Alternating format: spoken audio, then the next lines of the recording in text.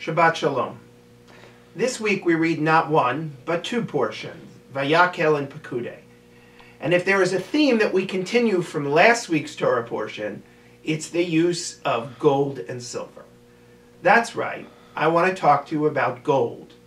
Gold! Kind of crazy. Well, if you remember last week's Torah portion, you know that we read about the golden calf, the jewels and such that the people brought in order to build their non-permanent idolatrous deity while Moses was up on Mount Sinai.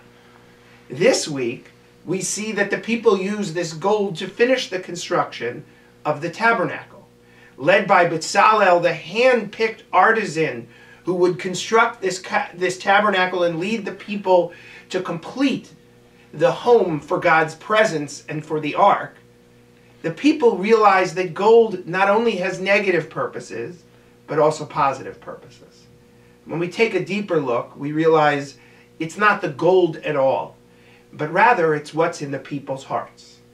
Last week, in their hearts, they had it to make something physical, something tangible that would allow them to pray, that would allow them to believe in something when God and Moses were there for them all the time. This week, we see a much different people. A people who believes in a shared, communal, higher purpose. A people that is beginning to turn into a Kehillah Kedoshah, sacred community. The text tells us very clearly that it's this people who are generous of heart, generous of mind, and generous of skill, who are able to use the very same gold that they used for nefarious purposes in last week's Torah portion. They use it in this week's Torah portion for wondrous purposes, for amazing good. In fact, as we'll read on Shabbat morning, they are so inspired by this greater purpose, by this communal endeavor, that they bring too much. At one point, Moses has to say to the people, stop. Stop bringing. We have more than enough to complete this tabernacle, this physical structure. It is a tremendous difference from what we saw last week. But it's also a stark reminder for us all that it's not the physical things that ultimately define us. Physical properties, money, gold can be used in multiple ways.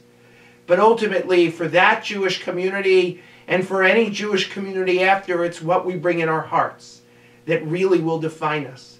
How our minds are feeling when we create Kehillah Kedoshah, when we create sacred community.